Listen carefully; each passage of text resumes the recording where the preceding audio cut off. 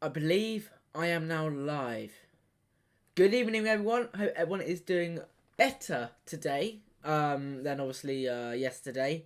Welcome along. Just gonna wait for notifications to come out, and yeah, we can get straight into it. But yeah, it's a stream that needs to be done. I will be honest. Super. Welcome along. You're quick in. Welcome. Um, Chelsea is a difficult team right now. Simon, welcome along. Welcome everyone, and thanks for everyone coming out today. Yeah, being a Chelsea fan is, well, as you guys know, it's not easy. We're going through a lot at the moment, and I mean a lot. And in today's stream, I'm going to be going over the lineup and the starting 11 that we need to do for hope for the rest of the season. FS Landscaping, welcome, buddy. Welcome. God, forget you're a Chelsea fan as well. Crikey, you know what? It's crazy how many people I know that are actually Chelsea fans. It's mental. It's like a few people out there that I know who are Chelsea fans, and I don't even know them. But yeah, no, welcome along, FS. Hope you're doing well. Feel much better now. Liverpool get destroyed. Oh, tell me about it. Wolves just annihilated them from start to finish. Wolves, thank you. I watched the game and Wolves just looked absolutely remarkable, and it's just so good to see Liverpool get so battered in that kind of manner. Wow. It's great. It's really good. And, you know, it feels good as well because at least people don't have to keep on looking at Chelsea thinking, Christ, what's happened to them? People now look at Liverpool and go, okay, I thought Chelsea were bad. Liverpool even worse. Which is quite a nice feeling. But no, instead we really need to address the situation here. There's two players who I'm going to be focusing on in this stream. I'm not focusing on because I dislike them. I want them to improve, but will they improve in time for the rest of the season? That's the question. And the two players who I'm going to be focusing on is Kai Havertz and Mason Mount. You probably knew who I was going to focus on actually, but anyway, I might as well say it. But no, as you can see here at the bottom, a new attack, absolutely. We're ninth in the league. I'll take that for now. And things must change. It really must. I saw Ralph from the Halls Family YouTuber. Oh, yeah, I know them. Yeah. Wait, did you go to the match then? Yesterday? God, yeah, he's a massive Chelsea fan, isn't he? He gets to go to Cobham and everything. Crazy. But no, too lazy gets this season. Literally, honestly, Kai Havertz. Okay, right. Yesterday's game against Fulham summed up Kai Havertz's whole season. It doesn't matter whether you play him in the centre forward role or you play him behind the striker. I feel like wherever we now play him, he's going to be crap, and that's no offence. And Kai Havertz now knows that he is severely under pressure, not just from Todd Bowley, because he wants to sell him, but he also knows that he's under pressure because of the other players that we brought in. Like, you know, João Felix is now available for West Ham, fantastic, and Kuka's coming in. He's got to be concerned, and if he keeps on doing this run of form, he's not going to get anywhere, and he will be dropped. I'm going to get into my lineup in a second, and what I think we should do for the rest of the season. Before I do that, there's a few players I do want to just hint out saying how good they were yesterday. Number one is Madueke. Fantastic. Really happy with Madueke's performance, how he played, his play style. Every single time he got the ball, he looked some sort of threatening. He looks, like he was up for it, which is good. Do you think that not having Kante could be a reason for Mount getting the same freedom? Kante is definitely a loss, but Mason Mount's that player where you have to have him in the right position. And I feel like Graham Potter's still slightly playing him out of position. I mean, look at yesterday. If you look yesterday, Mason Mount was here, there, everywhere. But the guy just, I don't know. He's not the same as he was. He really isn't. And there is one player I do want to applause real quick. And Super's just brought his name up actually, is Enzo Fernandez. What a guy. 21 years of age, extremely he was completely the amount of pressure that was put onto him was crazy. Because no one really expected him to play. let's be real. No one really expected him to play. I didn't. I thought it's going to be like Loftus-Cheek or Gallagher in the midfield, which I was absolutely dreading. Don't get me wrong. But Enzo, wow, gosh, his footwork in that midfield is just, oh, so good to see. We've been needing someone like that for ages. We really have. And Enzo looks like that guy who can do that for us, which is brilliant. But no, even in tight situations, Enzo, how he just worked around the ball, did little passes here and there, lost possession a few times, absolutely, but then he regained that position again by tackling. Brilliant. That's a midfielder for you. That's someone that will dominate the midfield from the start to finish and who will play for the club. Like I said, we've got players at Chelsea right now who aren't really playing for the club, nor the manager, nor the fans. They're just playing football because they're playing football, because they love it. And the players I can mention is Hakim Ziyech. Let's be honest, he wants to leave. Everybody knows he wants to leave. The deal between Chelsea and PSG was a complete mess. I do feel sorry for him. You can see by his personality, everything about him, and does not want to be at the club. Fair play. I can completely understand that. Kai Havertz just looks lost now, looks clueless. He had 2 fantastic opportunities against Fullham, and he wasted both of them. Thank you, Kai Havertz. One hit the post, and then one, I think, Enzo Fernandez actually hit the ball directly to him, and the worst touch Havertz could... This is the one thing I really don't like about Havertz, is his touch is... Oh! It pains me. Havertz's touch, he just doesn't... He can't do it. He can't do it. It's like... I don't know how to explain it, but his foot just isn't... It's like his foot's made out of something. You know what I mean? It's like there's something wrong with him, with his touching. The man can't touch the ball to save his career. He really can't. He missed 2 fantastic opportunities. The ball that one good thing for Mason Mount from that game is he did cross the ball into Kai Havertz, and then obviously Kai Havertz goes on fluffs it because that's a Kai Havertz thing to do. The shot from Enzo Fernandez, oh mate, I thought that was in. And to be fair, Gallagher had a shot as well from outside the box, and I thought that was in as well. But yeah, but no, Kai Havertz, damn, he needs to work on his touching, really does, and his shooting. It just goes to sum up Havertz this season. It really, really does. And people can say, "Oh yeah, give him time." No, we've given him time. The man has had 3 seasons at Chelsea in the Premier League. We've given him time. Now is the time. This season was the season to see if he's good enough, or if he's just a flop and he's bad. And it's quite frankly to just show you guys that he's bad. He's really bad. This was the season that everyone was looking at him thinking, if Havertz plays well this season, fantastic. If he plays bad this season, get him out of the club. And what's he doing? He's showing his bad side yet again. And then obviously people can say, oh yeah, well he won us the Champions League. I don't want to get back into that again. But look, that was, okay, one hell of a mistake from Edison. Simply. Really loud noise for some reason. What the hell is that? Oh, it's the water. Okay. But no, honestly, Kai Havertz needs to go. Ziyech needs to go. Mason Mount, I don't know about Mason Mount right now. I'm going to get straight into my starting 11 though, guys, for hopefully West Ham. Let me bring it up for you guys on the screen so you guys can see it. So let's just do that right now. Boom. This is my starting 11 for West Ham. Madawiki's available. João Felix is now available. David Datchell Fofana had a fantastic game personally yesterday. He played really well. Very unlucky with that chance when he managed to get past the goalkeeper and then slice up the defender. Very unlucky there. And Mudryk has to play because he had hardly any opportunities. Thanks to Mason Mount for stealing it again. So yeah, that is my lineup for the rest of the season personally. FS Landscaping says, yeah, time's up. We done that a few years ago with Morata. We have gave him too much time. Yeah, we have. This is the thing. You know, Kai Havertz has shown what he can do. Well, he hasn't. He's shown his bad side what he can do. Harry, welcome along. It's me from Cornish glad to be above Liverpool. I think everyone is. Liverpool, oh god, I feel Liverpool are great to watch. They just it's brilliant. So much entertainment goes into them. They're so bad. You know, that there, guys, is my my prediction for what we should play for the rest of the season. A 4-2-3-1 looks like we are comfortable in. Like I said, Zakaria, Enzo Fernandez, Reece James. I've dropped Cucurella because he's had a crap season personally. Badiashil's really good. Very unlucky not to get into the Champions League squad. It was a very difficult one between Enzo Fernandez, João Felix and Mudryk. Very unfortunate. You know what? I'm going to be honest with you.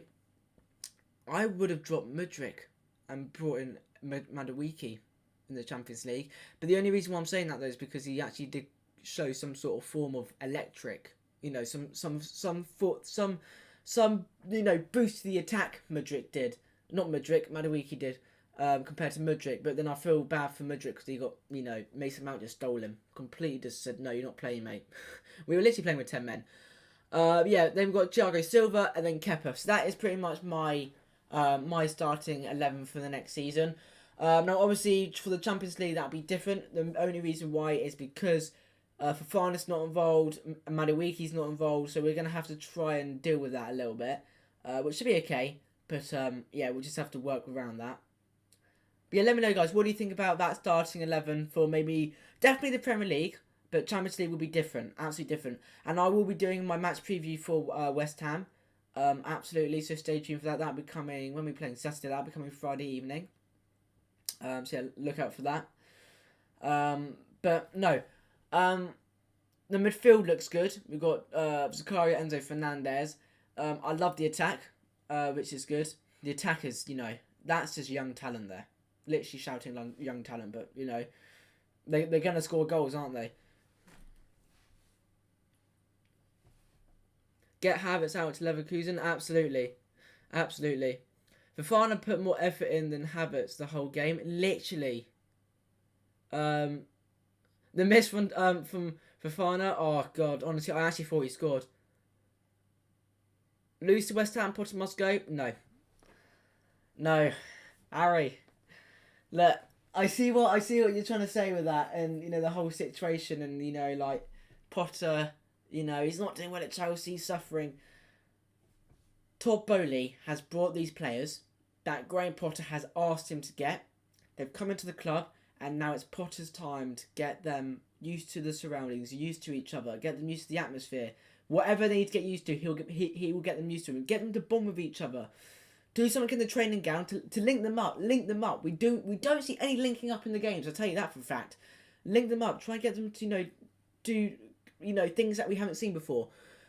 If we lose to West Ham, Borussia Dortmund, and then the next game after that, then it's completely look at the manager. If we win against West Ham, draw against Borussia Dortmund, and then lose our next game, then it's just a bit of inconsistency. You know what I mean? It's like yesterday. I was expecting better. I think everyone was expecting better. Yesterday's game I don't know what happened to Chelsea. After a 2-week period, I thought they would be all excited, ready to go on the pitch again. Really, really happy, full of energy, running around the pitch, all possession. We look like we're running through porridge. And there's one guy, I hate to say his name because he's just he's been so good this season except for his injuries. And the one player that I looked at on Friday yesterday, and I thought, no, is Reece James. He's not at it. Reece James, I don't know what's happened to him. I know he's come back from injury, and it's too soon. It's too soon. But Reece James just looked like he was running through porridge, or what? He was running through something. Something was stopping him. The man did not look. He just did not look 100%. He did not look. What's the word I'm looking for? He did not look, smooth. He didn't look, he didn't glide. He didn't have any of that, and that's concerning. Because is he trying to be precautious about his injury? I don't know, but it's concerning me. It really is. And it's not just Reece James, but the whole team they just look tired. God knows why. God knows how. But yeah. It's a concerning time at Chelsea. I'll be fair.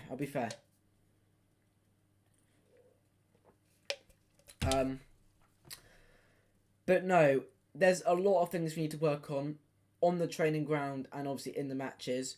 Coming half time though with Graham Potter, I was expecting him to maybe sub off Havertz. He didn't do that. Mason Mount he did do in the end, but Havertz stayed on for 90. I don't get how Havertz stays on for 90 minutes. That's just ridiculous.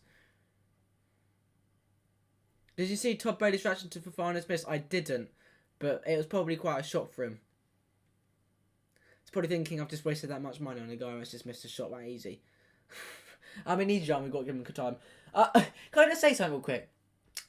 That show Fofana, last game, yesterday, had more shots on target and had more contribution with the game than Kai Havertz did the whole 90 minutes.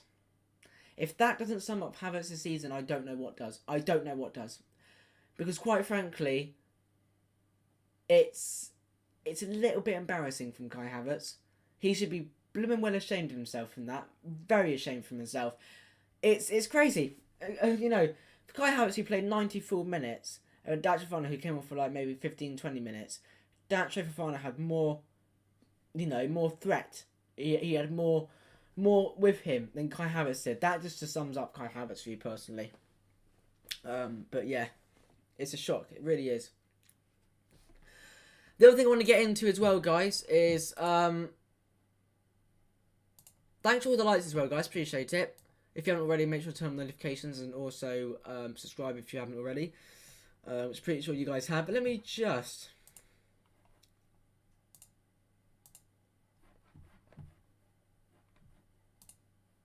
Is that going to work? Why is that not working then? There we go. Right. 1 second, guys. Let me just... Have I saved one? Oh, I haven't. Oh, bugger. Okay. I was going to show you guys how we move, but it's no point now. Oh, you don't want to be seeing that anytime soon. Let's get the formation back up. There we go. Anyway. Everton versus Arsenal. What a shock. Tell me about it. Everton played way better than Arsenal. So, I think... Is that the first game Arsenal's lost in a long time or something? I actually don't even remember the last time Arsenal lost, except from today. That game was crazy. Mate, Sean Dyche, woof, he looks promising for Everton. But then, to be fair, Sean Dyche is the right kind of place for... no, Everton is... No. Hold on. Get myself confused here. Sean Dyche is at the standard. Everton's at the standard for Sean Dyche, let's be honest. That's where he's comfortable at.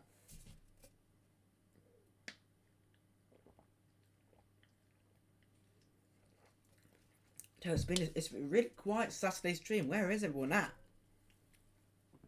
Might be the time I've gone live actually. Oh, it's only 8 o'clock or 8:07. What is your score prediction versus at West Ham? Oh, it's funny actually because I said 4-0 against Fulham and that never happened. Oh, that's a good question. I'm gonna be wise and I'm gonna go. I would love to say 2-0 Chelsea, but I can't see it. Well, I can see it, but I can't. I'm going to go 2-0 Chelsea. 2-0 Chelsea. Yeah, I've got to go with it. I've got to go 2-0. Because Jared Felix is back. He's going to play. If we play that there, it'll be 2-0. If we play those two prats at front, it will be 0-0. I'm saying that for a fact.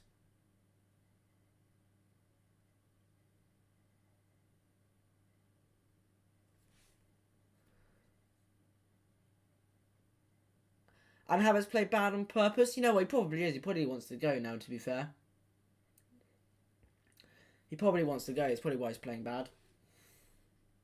It makes sense, doesn't it, really? Does anyone know how many more games we've got to the rest of the season? I can't remember how many games now until it ends. I actually can't wait for the season to end. It's going to be so good.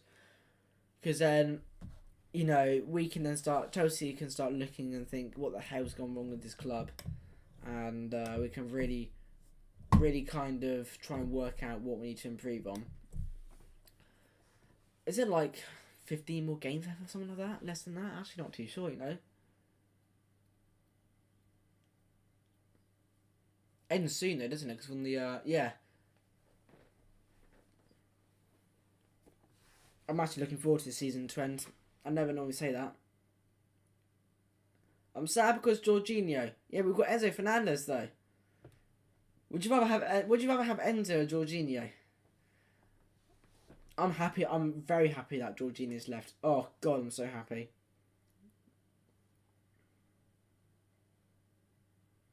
$16 more games. Okay.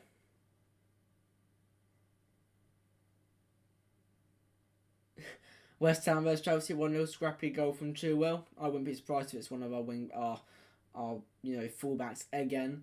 It's weird because it seems to be with Chelsea, our fullbacks seem to score more than our actual forwards. That's weird, isn't it? Weird. 16 more games, so we need to win. Well, we need to win pretty much all of them, actually. We're on... Oh, let me have a look at the table real quick. Where are we? Don't laugh at Liverpool. Whatever I do. Liverpool who? Let's have a look. So we're currently 9th in the league.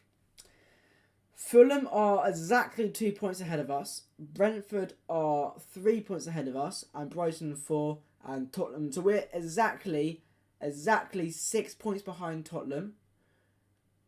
And about 8-9 points behind Newcastle. Damn, that hurts.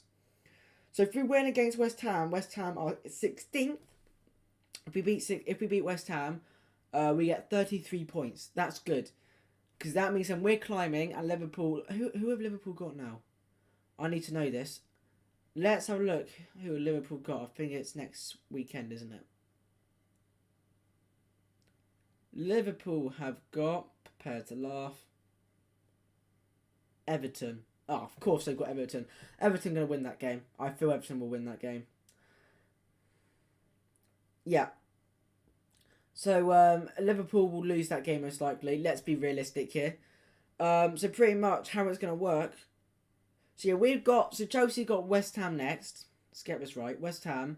And then we then have, until after that, we then have Borussia Dortmund on Wednesday. So next Saturday we play. And then we then have a few days off and then play Wednesday. So then we're back to week football again. Which is exciting. Liverpool v Everton 3-0. Let's hope so. To Everton at least. And then after that, the Premier League returns. And then we then have Southampton. Oh my God, Southampton are walking. If there's one team to absolutely annihilate, absolutely just I don't know, just annihilate them, is Southampton. They are looking awful. We have to beat Southampton, surely. So pretty much, easy 3 points against West Ham. 3 points should be against Borussia Dortmund in the Champions League, that is.